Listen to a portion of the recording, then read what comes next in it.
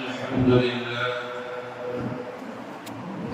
لله نحمده ونستعينه ونستغفره ونؤمن به ونتوكل عليه ونعوذ بالله من شرور أنفسنا ومن سيئات أعمالنا من يهده الله فلا مضل له ومن يضلله فلا هادي له ونشهد أن لا إله إلا الله وحده لا شريك له ونشهد أن سيدنا وسندنا ومولانا وحبيبنا وشفيعنا محمدا عبده ورسوله صلى الله تعالى عليه وعلى آله وأصحابه وأتباعه وأزواجه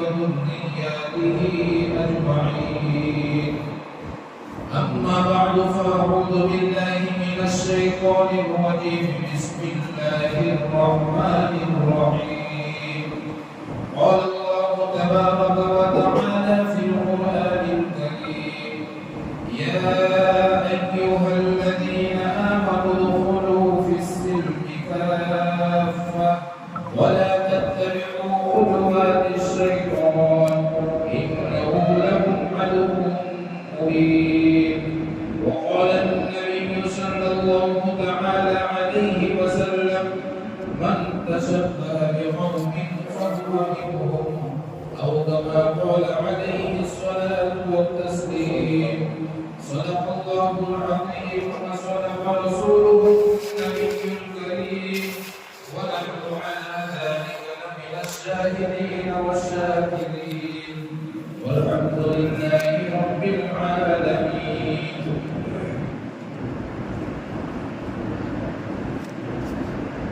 واجب الاحترام علماء الكرام عزیز طلباء اور میرے دینی بھائیوں اور بزرگوں، آج 19 دسمبر 2025 کا دن 5 دن کے بعد آئندہ جمعرات کو 25 دسمبر کا دن آئے گا۔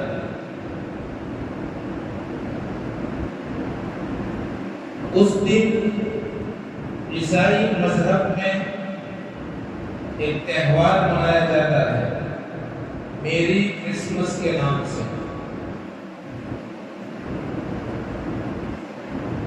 اس تہوار کی نسبت یوں تو عیسائی مذہب کے ماننے والوں کے ساتھ ہے، لیکن دنیا کی اکثر قومیں جن کا عیسائی مذہب کے ساتھ کچھ لینا دینا نہیں ہے، خصوصاً مسلمان، اس تہوار میں شرکت کرتے ہیں اور اپنے بنیادی عقائد کو تباہ و برباد کر دیتے ہیں۔ یہ بمبئی ہے، یہاں کا ماحول ہمیں معلوم ہے، اس لیے کہ اس تہوار کی بنیاد ہی عقیدے کے فساد پر رکھی گئی ہے۔ سب سے پہلے تو ہم یہ سمجھے کہ حضرت عیسیٰ علیہ نبی کی نام علیہ السلام کو لے کر عیسائیوں کا عقیدہ کیا ہے، یہ جاننا ضروری ہے۔ عیسائی یہ کہتے ہیں کہ حضرت عیسیٰ علیہ السلام اللہ کے بیٹے ہیں، والعیاذ باللہ۔ وقالت النصارى المسیح ابن اللہ۔ اور ہمارا عقیدہ، مسلمانوں کا عقیدہ حضرت عیسیٰ علیہ نبی علیہ السلام کو لے کر کیا ہے؟ ہمارا عقیدہ یہ ہے کہ حضرت عیسیٰ علیہ السلام انبیاء بنی اسرائیل کے آخری نبی ہے اور اس عالم انسانیت کے سب سے بڑے محسن، سب سے بڑے معلم جناب محمد رسول اللہ صلی اللہ علیہ وسلم کے مبشر ہیں، آپ علیہ السلام کی بشارت سنانے والے ہیں۔ اللہ تبارک و تعالی نے حضرت عیسیٰ علی نبینا علیہ السلام کو اہل کتاب یہود اور نصارہ اور عیسائیوں کے پروپیگنڈوں سے، ان کی سازشوں سے محفوظ رکھنے کے لیے اللہ تعالیٰ نے حضرت عیسیٰ علیہ السلام کو زندہ آسمانوں پر اٹھا لیا ہے۔ اور وہ قیامت میں دوبارہ اس زمین پر تشریف لائیں گے اور اسلام کا بول بالا کریں گے، اسلام کے احکامات کا بول بالا کریں گے، اور حسب معمول ان کی بھی موت آئے گی۔ یہ میرا اور آپ کا اور امت مسلمہ کا عقیدہ ہے، یہ جاننا ضروری ہے۔ اس لیے کہ اہل کتاب نے بے شمار الزامات حضرت عیسیٰ علیہ نبینا علیہ السلام اور حضرت مریم علیہ السلام پر لگائے ہیں۔ حضرت مریم حضرت عیسیٰ کی پیدائش سے پہلے پوری قوم میں ان کی عفت، ان کی پاکیزگی، ان کی پاک دامنی کا چرچا تھا پوری قوم میں۔ ایک دور ہوئی، لیکن جیسے ہی یہودیوں نے حضرت مریم علیہ السلام کی گود میں بچہ دیکھا، یہ الزام لگایا، لقد جئت شیئا فریا، قرآن کہہ رہا ہے کہ آپ نے اچھا کام نہیں کیا۔ اور عیسائیوں نے تو اللہ کی طرف بیٹے کو منسوب کر دیا، قالت النصارى المسيح ابن اللہ۔ بہرحال بیہودہ عقیدے عیسائیوں کے حضرت عیسیٰ علیہ السلام کو اور حضرت مریم علیہ السلام کو لے کر قرآن نے پرزور طریقے سے اہل کتاب کے ان اعتراضات کا، ان الزامات کا جواب دیا ہے۔ میں اس کو آخر میں بیان کرتا ہوں۔ بات یہ چل رہی تھی کہ 25 دسمبر کے دن عیسائی مذہب والے، عیسائی مذہب کے ماننے والے اس دن کو بڑے دھوم دھام سے مناتے ہیں، اس لیے کہ ان کے عقیدے کے مطابق حضرت عیسیٰ علیہ السلام کی پیدائش 25 دسمبر کے دن ہوئی ہے۔ لیکن میں آپ کو بتاؤں، یہ بات یقینی نہیں ہے، یہ بات حتمی نہیں ہے کہ حضرت عیسیٰ علیہ السلام کی پیدائش 25 دسمبر کے دن ہوئی، اس لیے کہ خود عیسائی مذہب کے ماننے والوں میں حضرت عیسیٰ علیہ السلام کی پیدائش کو لے کر ایک بہت بڑا اختلاف ہے۔ کوئی کیا کہتا ہے، کوئی کیا کہتا ہے۔ لیکن تعجب کی بات یہ ہے کہ اتنا شدید اختلاف ہونے کے باوجود آج پوری دنیا میں عیسائی 25 دسمبر کے دن حضرت عیسیٰ علیہ السلام کا یوم ولادت کیوں مناتے ہیں؟ یہ سوال ہے۔ اس کے پیچھے میرے دوستو ایک لمبی تاریخ ہے۔ اللہ تعالیٰ نے حضرت عیسیٰ علیہ السلام کو جب زندہ آسمانوں پر اٹھایا، اس کے بعد 300 سال گزر گئے، 3 صدیاں گزر گئی، کسی نے 25 دسمبر کے دن حضرت عیسیٰ علیہ السلام کا یوم ولادت نہیں منایا، اور نہ تاریخ میں اس کا تذکرہ ملتا ہے۔ جیسے ہی 3 صدیاں پوری ہو گئی اور 4تھی صدی عیسوی کا آغاز ہوا، ایک عجیب و غریب واقعہ پیش آیا۔ واقعہ بہت لمبا ہے، مختصراً میں آپ حضرات کے سامنے عرض کر دوں کہ ایک نوجوان، اس نے اپنے ذہن اور اپنے ٹیلنٹ کے بلبوتے پر ایک ایسی مشعل تیار کی جو بغیر تیل کے گھنٹوں تک جلتی ہے، جس کو آج موم بتی کہتے ہیں، جس کو آج ہم کینڈل کہتے ہیں۔ اس نے ایسی مشعل تیار کی۔ ایک پادری، ایک پوپ اس کی نظر پڑی، اس نے اپنا دماغ لگایا اور اس نوجوان کا ذہن بنایا کہ اگر تیری یہ موم بتی، تیری بنائی ہوئی یہ کینڈل، اگر تو چاہتا ہے کہ پوری دنیا میں مشہور ہو جائے اور پوری دنیا کے لوگ اس کو خریدیں اور تجھے شہرت ملے، تو تو اس کینڈل کو، اس موم بتی کو گرجا کے ساتھ جوڑ دے۔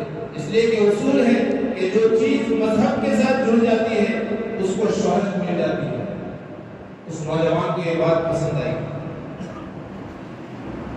سمجھ میں آ رہی ہے؟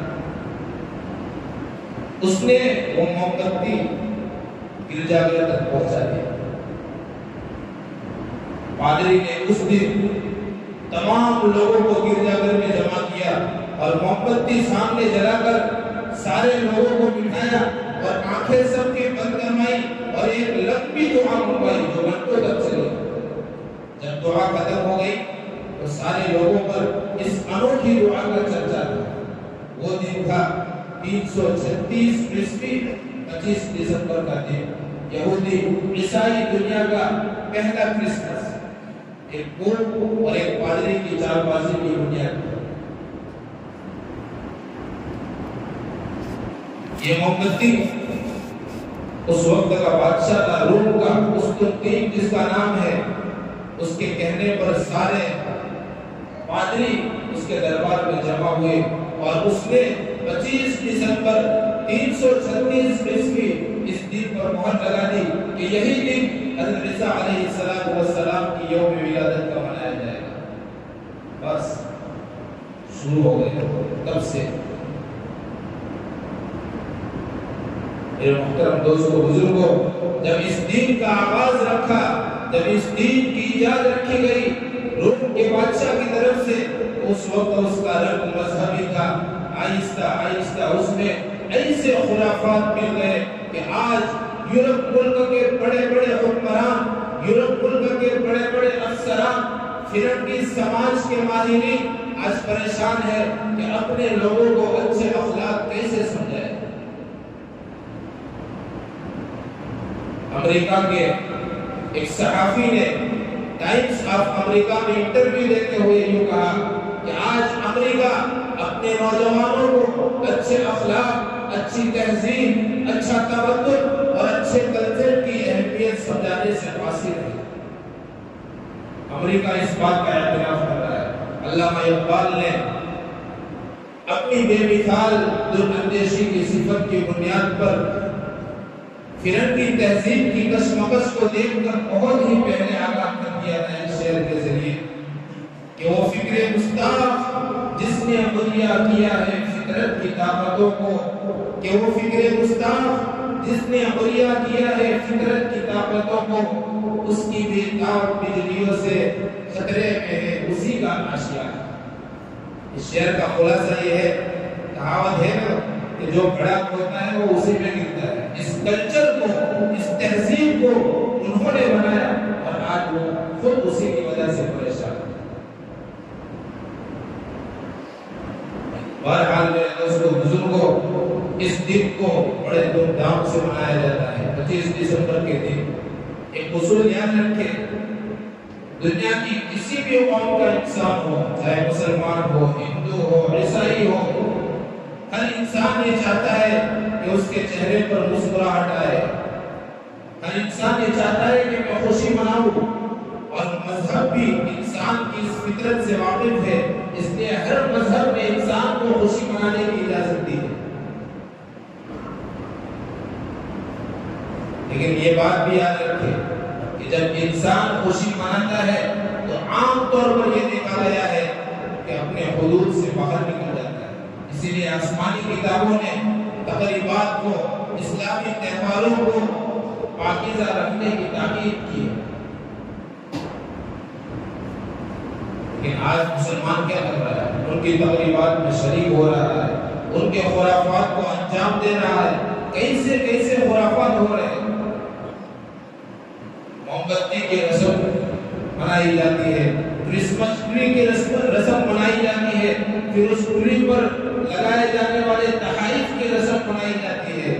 جب اس تہوار کا آغاز ہوا تو اس بدعت کی واحد فضول خرچی صرف موم بتی تھی.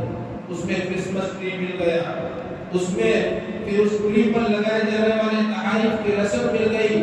آہستہ آہستہ اس میں موسیقی، ناچ گانا، ڈانس مل گیا، شراب مل گئی.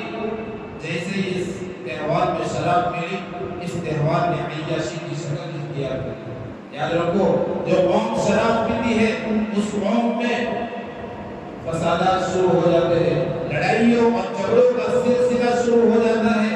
عورتوں کی عصمت دری کے ہزاروں واقعات پیش آتے ہیں. ملک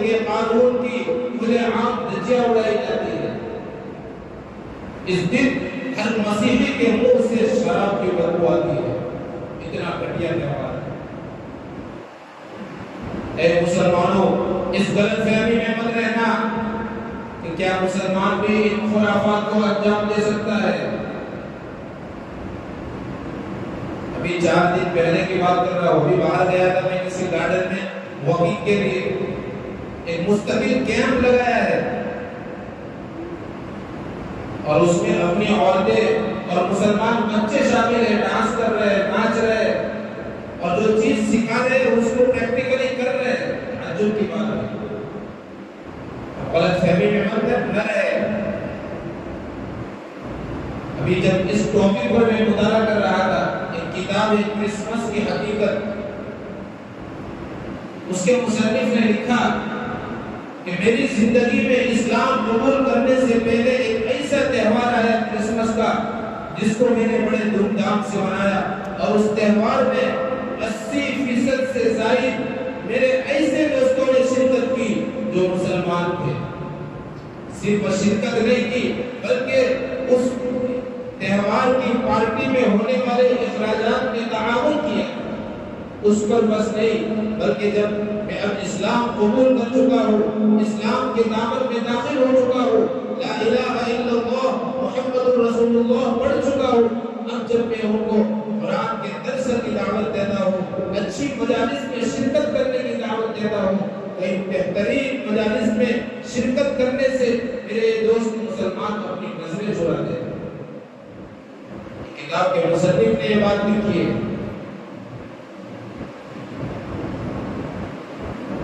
میرے محترم دوست اور بزرگوں، کہاں جا رہے ہیں؟ کیا قرآن ہمیں اجازت دیتا ہے غیروں کے تہواروں میں شرکت کرنے کی؟ کیا شریعت ہمیں اجازت دیتی ہے غیروں کے تہواروں میں شرکت کرنے کی؟ کیا علماء، کیا فقہاء ہمیں اجازت دیتے ہیں غیروں کے تہواروں میں شرکت کرنے کی؟ ہرگز نہیں۔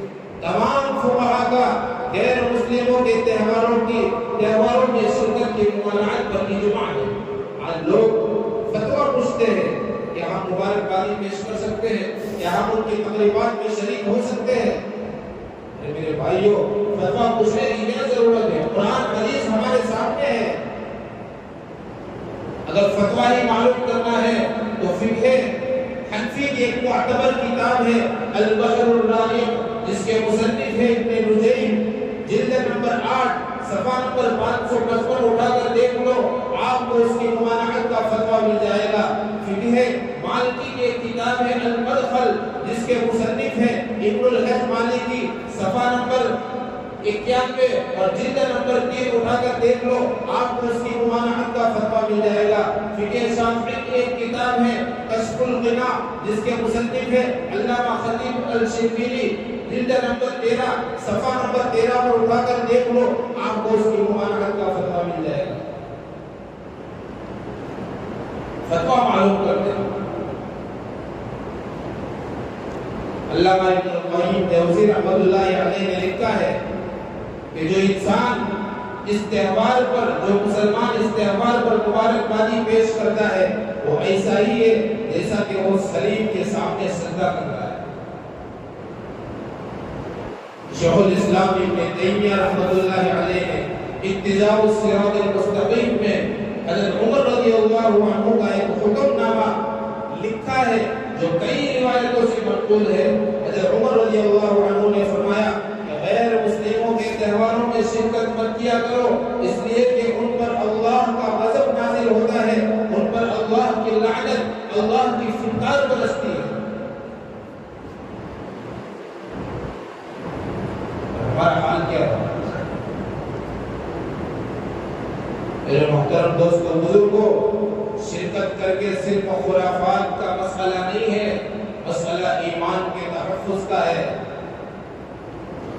مسئلہ عقائد کے تحفظ کا ہے۔ میں نے پہلے ہی بتا دیا کہ ہمارا عقیدہ کیا ہے اور ان کا عقیدہ کیا ہے۔ وہ کہتے ہیں کہ حضرت عیسیٰ علیہ السلام اللہ کے بیٹے ہیں، اور ہمارا عقیدہ یہ ہے کہ حضرت عیسیٰ علیہ السلام اللہ کے نبی ہے۔ اللہ تعالیٰ نے ان کو زندہ آسمانوں پر اہل کتاب کے پروپیگنڈوں سے محفوظ رکھنے کے لیے اٹھایا ہے اور وہ قیامت میں دوبارہ تشریف لائے گا۔ یہ ہمارا عقیدہ عقیدہ ہے، عقیدے کا مسئلہ ہے، ایمان کے تحفظ کا مسئلہ ہے۔ علماء نے صرف اتنی اجازت دی ہے کہ اگر کوئی ایسے ماحول میں رہتا ہے جہاں اکثریت ملکی ہے، مبارکبادی نہ دینے پر انسان کی جان کا خطرہ ہے، تو دل میں بغیر کسی تعظیم کے صرف زبان سے مبارکبادی دے دے، اس سے آگے تجاوز نہ کرے۔ اب مسئلہ یہ ہے کہ ہم کیا کریں ایسے ماحول میں۔ وقال مولانا سید ابو الحسن علی الندوی رحمۃ اللہ علیہ کے فرمایا کہ ایسے ماحول میں اسلامی تہذیب کو اپناؤ، اسلام کے نقش قدم پر چلو، اس لیے کہ یہی صراط مستقیم ہے، یہی مستند راستے ہے، مستند راستے وہی مانے گئے جس سے ہو کر تیرے دیوانے گئے۔ علامہ اقبال نے عجیب بات ارشاد فرمائی، اس میں ہمارے لیے ایک خاص پیغام ہے۔ علامہ اقبال نے فرمایا کہ آج اس وقت اسلامی تہذیب کو وقتی طور پر جمود کا شکار ہے۔ اسلامی تہذیب اگرچہ وقتی طور پر جمود کا شکار ہے، جمود کا مطلب ہے کہ اس کو انسانوں کے ذہن میں یہ بات بیٹھی ہے کہ اسلامی تہذیب میں ترقی نہیں ہے۔ علامہ اقبال کہتے ہیں کہ یقیناً اگرچہ وقتی طور پر اس میں ترقی نظر نہیں آ رہی ہے، لیکن ایک وقت وہ آئے گا کہ یہ جمود، یہ ٹھہراؤ ختم ہوگا اور پوری دنیا میں اسلامی تہذیب کا بول بالا ہوگا۔ اس لیے اسلامی تہذیب کو اپنے ساتھ لگاؤ، ایسے خرافات میں شریک مت ہو، اس لیے کہ ان کا عقیدہ بہت خراب ہے۔ میں نے شروع میں کہا کہ اللہ تعالیٰ نے قرآن کریم میں پرزور طریقے سے اہل کتاب کے اعتراضات کا جواب دیا ہے۔ ان کا اعتراض ہے کہ حضرت عیسیٰ علیہ السلام اللہ کے بیٹے ہیں۔ قرآن نے فرمایا وَقَالُوا اتَّخَذَ الرَّحْمَنُ وَلَدًا، کہ یہ کافر، یہ مشرک یہ کہتے ہیں کہ اللہ کا بیٹا ہے۔ لَقَدْ جِئْتُمْ شَيْئًا إِدًّا، کہ انہوں نے اتنی گھٹیا اور بیہودہ بات کہی۔ اللہ تعالیٰ فرماتے ہیں تَكَادُ السَّمَاوَاتُ يَتَفَطَّرْنَ مِنْهُ وَتَنشَقُّ الْأَرْضُ وَتَخِرُّ الْجِبَالُ هَدًّا، اتنی گھٹیا بات کہی ہے کہ ان کی بات کی وجہ سے آسمان پھٹ جائے، زمین شق ہو جائے اور پہاڑ ریزہ ریزہ ہو کر ٹکڑے ٹکڑے ہو کر گر جائے۔ ان تکاد السماوات يتفطرن منه وتنشق الارض وتخر الجبال هدا ان دعوا للرحمن ولدا، کیا کہا انہوں نے کہ اللہ کی اولاد ہے۔ سن لو مسلمانوں، قرآن کریم کی سب سے چھوٹی سورت سورہ اخلاص میں اللہ تعالیٰ نے فرمایا قل هو اللہ احد، اللہ ایک ہے، اللہ الصمد، اللہ بے نیاز ہے، لم یلد، نہ اس کی کوئی اولاد ہے، ولم یولد، اور نہ وہ کسی کے اولاد ہے، ولم یکن لہ کفوا احد، پوری کائنات میں اس کا کوئی ہمسر نہیں۔ کل قیامت کے دن میدان محشر میں سارے کے سارے آسمان و زمین میں جتنے بھی انسان ہیں اللہ کے سامنے بندے بن کر حاضر ہوں گے۔ فرعون بھی اللہ کا بندہ بن کر آئے گا، حامان بھی اللہ کا بندہ بن کر آئے گا، شداد بھی اللہ کا بندہ بن کر آئے گا، ابو جہل، عتبہ، شیبہ، سارے کے سارے اللہ کے سامنے اللہ کے بندے بن کر حاضر ہوں گے۔ قرآن نے اعلان کر دیا ان کل من فی السماوات والارض الا آتی الرحمن عبدا، سارے کے سارے اللہ کے بندے ہیں، اللہ کی کوئی اولاد نہیں۔ اسلام تو ہمیں یہ تعلیم دیتا ہے یا ایھا الذین آمنوا ادخلوا فی السلم کافہ، اے ایمان والو پورے کے پورے اسلام میں داخل ہو جاؤ۔ صرف نماز پڑھنے والے، روزہ رکھنے والے، زکات دینے والے مسلمان نہ بنو۔ جب برادران وطن کا کوئی تہوار ہو تو اس وقت بھی پورے کے پورے مسلمان بن کر رہو۔ اللہ کے نبی علیہ السلام نے فرمایا من تشبہ بقوم فهو منهم، جو انسان جس قوم کے ساتھ مشابہت اختیار کرے گا کل قیامت کے دن میدان محشر میں اسی کے ساتھ اٹھایا جائے گا۔ کیا ہم چاہتے ہیں کہ ہمارا حشر اہل کتاب کے ساتھ ہو؟ اگر ہم قرآن کریم کی اس آیت کی وعید سے بچنا چاہتے ہیں، اللہ کے نبی علیہ السلام کی اس حدیث کی وعید سے بچنا چاہتے ہیں، تو سر سے لے کر پیر تک قرآن احکامات کا اپنے آپ کو پابند بناؤ۔